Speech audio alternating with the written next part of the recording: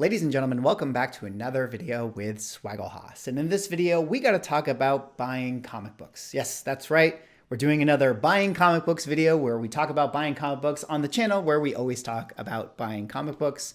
But in this video, we got to talk a little more specifically about how now is the time to really focus on what it is you want to buy. But before I get into the video, you guys could drop me a like or comment or subscribe if you're enjoying the content. Helps support the channel doing those things. I would appreciate it. But let's get into this topic here today. And of course, this is just one of those videos where I felt like kind of talking with you guys, talking a little bit about the market. You know, things are crazy out there, right? Things are crazy. Economy's going crazy. Everything's crashing. Everything's dying. Quantitative easing is happening, right? We don't need to explain that. Some other YouTube channel can do a much better job explaining that. But we're burning money, right? Everything's going down, stocks going down, crypto's going down, housing market's going to crash. Everything is uncertain, and comic book prices are going down as well. A little bit going down. I mean, there are other markets, other collectible markets that are doing worse than comic books right now. But, you know, for me, I did that video the other week where I talked about how there was a lot of opportunity in this current market with, you know, where the comic books are going and what they're selling for. And I keep seeing deals online, and I continue to see deals online. And I've actually picked up a couple things that I'm, eagerly anticipating arriving in the mail soon. And I think that this is where I kind of wanted to go with you guys and talk about how, you know, now I feel like all of the floor has leveled off for a lot of great key comic books, right? You know, I made that video yesterday talking about how the Star Wars books, it doesn't feel like the hype is there. Now, granted, I think that, you know, later on this week, we're going to see some, information come out about the Star Wars books because there has been some movement in the market. But generally speaking, I feel like everything has kind of leveled off. Everything has kind of tapered down. Everything has been spec'd on. Everything has been, projected as what the next big thing is going to be, out there in the MCU, Marvelverse, or whatever. And for that reason, things are now kind of all at an ease. And for that reason, I think we got to think to ourselves, okay, now that the waters have cooled down, now that I can look out onto the horizon, now that I know what's coming, now that it's not a race to, buy the book on eBay before someone else buys it on eBay. Now, this is really the opportunity where you get to think to yourself and look and say, what book do I really want to own? What book do I really want to be pursuing? And you don't need to feel the rush to pick up that book. Excuse me as I hit my microphone. The point I'm trying to make here is that the game has changed. The game is changing. And we don't know what's going to happen. We don't know where it's going to go. We don't know what the rest of 2022 is going to be like, the rest of 2023, what's going to happen then, what's going to happen with the economy, what's going to happen with comic books. But it does feel like the game is changing. And I think because the game is changing, this is going to allow us as comic collectors to be, once again, in sort of as buyers, to be in the driver's seat and really, really focus and harness in on what it is we want to buy, because we don't need to go chasing those spec books anymore.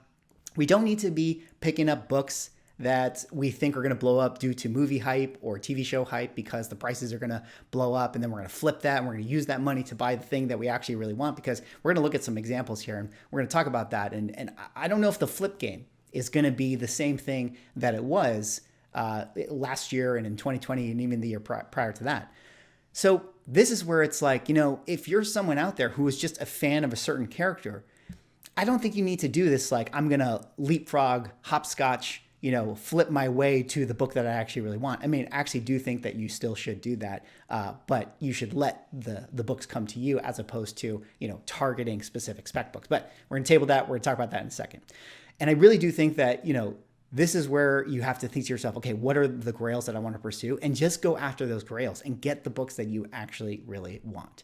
And the reason I want to talk about that is because I do want to talk about a few examples in this video. And I want to look at some of the books in the market and talk about how I really do feel like the game is changing here with some of these books. And some of the ones I want to highlight is going to be She-Hulk, Shadow of She-Hulk #1, Thor, God of Thunder #2, and Strange Tales 111. We'll get to that book when we get to that book. But let's first talk about this one right here, Savage She-Hulk #1. Of course, we all know this to be the first appearance of Jennifer Walters, aka She-Hulk, and we know that we're getting the Disney Plus show later on this year. I think it comes out in August sometime. We've already gotten the trailers, and everything would indicate to us that in, the history of the speculation market, the MCU, and what the books have done with the hype factor and the hype machine, that when we get those trailers, we see huge spikes in the market for the price of that book. But as you can see right here from the 9.8 graph, we're looking at this chart and we already saw the spike, right? We already got the spike in the hype of 2021.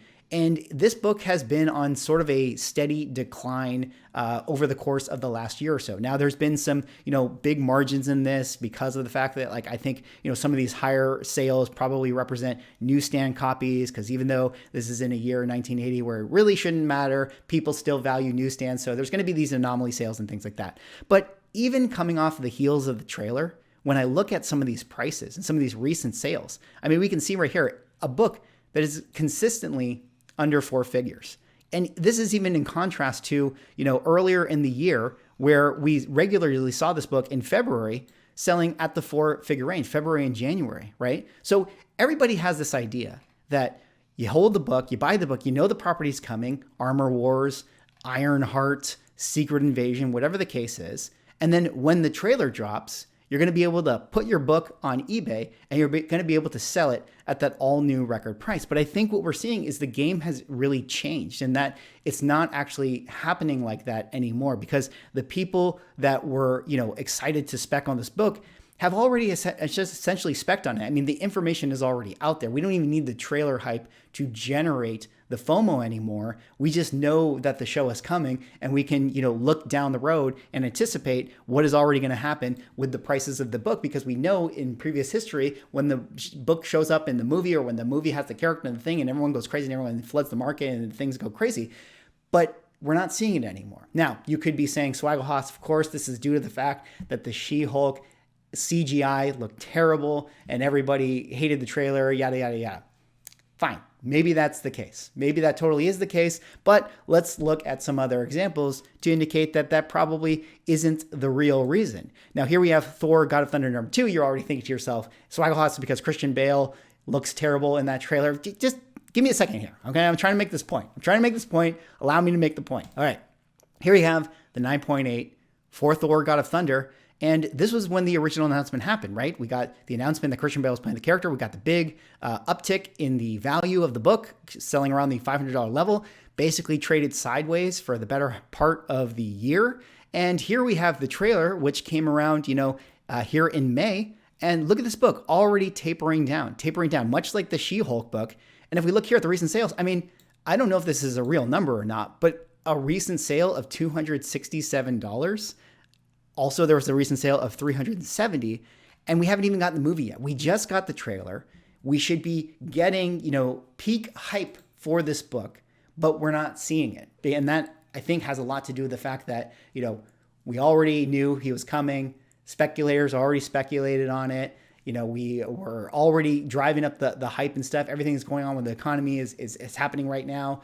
And, people now are just trying to liquidate their book, because everyone had the plan that when the She-Hulk trailer rolled around, I'm going to flip that book. When the, Thor God of Thunder book rolled around, or the trailer for Thor Love and Thunder rolled around, I was going to flip the Gore book. And the game is changing. People are not really doing that same thing. People are not really FOMOing the same way. Now, that's not to say that the book doesn't become more liquid at the time when the trailer comes out. It certainly becomes more liquid, but it doesn't get the same peak values that, that person who was speculating on it was probably hoping for. And this is also true. You guys might be thinking to yourself, hey, it's because, also Christian Bale doesn't look good, or he doesn't look like the character. Same with She-Hulk, fine, whatever. Let's talk about Strange Tales 111, because, we're trying to talk about the recent movies here. We're trying to put it all into perspective. Maybe you were someone out there who wanted Strange Tales 111 because you were speculating on Baron Mordo showing up in Doctor Strange: The Multiverse of Madness. Now, I absolutely love this book. I think this is an amazing book, so much so that I traded it away to get Silver Surfer #1. Of course, that was a good trade in my mind. But the point is, I still do love this book. But let's say you were someone out there who was speculating on this book, in order to sell it once we got Multiverse of Madness. Well, if I look at the 90-day average, I can see 1, 2, 3, 4, 5, 6 sales. 6 total sales since Multiverse of Madness has come out. So if you are one of those 6 people who was able to actually move your book, then yeah, maybe you got a good return on it.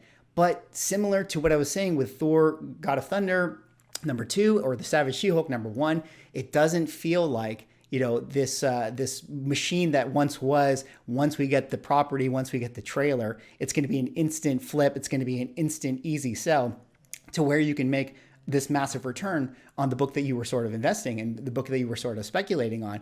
And it doesn't really seem like that's happening the same way. I mean, granted, like, look, when I go onto eBay looking for Strange Tales 111 and I go to buy it now, I mean, I've never seen so many copies in my entire time, looking at this book on eBay. Like, this is a massive amount of inventory for this particular book, right? This is pretty crazy that you can see all these copies when typically before, like, we got, say like last year, I remember when I was looking at this book, you could maybe find like 4 or 5 copies on eBay. Now I can easily find 20. And so the point I'm trying to make with all of this is the fact that this idea that you could speculate on these books, and then when the show or the movie or the trailer came out, you could flip it and sell it and make that money and then use that money to buy whatever else it is that you actually really want. It's not happening the same way. Now, I need to caveat this because this is implying that, you're someone who's speculating on it in terms of an online purchase. I mean, sure, if you can go out into the wild and find Savage She-Hulk #1 being sold for $50 raw, like, by all means, pick up that book and definitely sell it. Like, let books come to you, right? That's something I always share with you guys is, like, I love to go out hunting because to me, I just keep an open mind, let the deals come to me, let them find, their way to me. And that's the books that I, spec on or flip or whatever. And that's really a great way to do it. But this idea that, you can just pre-buy Thor 165 right now, first full Adam Warlock hymn, and the assumption that when we get Guardians of the Galaxy 3, I can just list my book on eBay and that book is going to be selling for higher. I just don't know if we're there anymore. I don't know, at least in this current market with what is going on, I don't know if we're quite where we were in these last couple years. So to bring it all back to the original point where I had the thumbnail for this video, or at least I haven't made the thumbnail yet, but when I make the thumbnail, it's going to say time to focus. This is the point. It's time to focus on what it is you actually want in your collection. I don't know if leapfrogging spec books to what grail you eventually really want is going to be as effective as a strategy as it once was. And for that reason, based on where the market is and kind of how the prices are settling, I think now is a really good time to really look into yourself, look at your collection, think about the characters you love, think about the books you've always really wanted, and try to remind yourself that this is what it was all about. This is the end game. What was your end game? Your end game was always to own such and such book. And now is the time to really focus and remember that and to go after that book. Now, again, this is not financial advice. Remember, I'm somebody who has enough Darkhawk books at this point to where I probably could have bought a Hulk 181 instead. So don't listen to me. I collect Darkhawk. But the point remains, you gotta focus on what it is you want. You gotta channel your budget and your energy into those books, especially right now because the waters have cooled. And you gotta make sure that you're not being a speculator stan, right? You're not FOMOing into whatever the hot books of the week are. Don't be speculator stan. Don't be Key Collector Kevin. Key Collector is a great app. I actually have a promo code in the description if you guys want to use it. I don't know if I've ever been paid for that. I need to check in with Nick actually about that. Does anyone use it? Let me know in the comments. Have you guys ever used my promo code in my description? Did you even know I had a promo code? I love Key Collector, but don't be the person who FOMOs into every single, notification on Key Collector and speculates on those books every week because you think that you're going to be able to flip them and spec and flip and flip and flip and flip to an Amazing Fantasy 15. You don't need to do that right now. I think you should focus on the books that you want and just go after them. Anyways, that's all I have for this video. That was me just kind of going on a wild rant about how now is the time to focus. I really do think this is a great time to focus on the books that you actually really want in your collection. Go make those purchases. I think the game has changed. Let me know what you guys think. Do you guys think the flip game is no longer what it is? Drop me a like, comment, subscribe if you're enjoying the content, and I'll see you in the next video.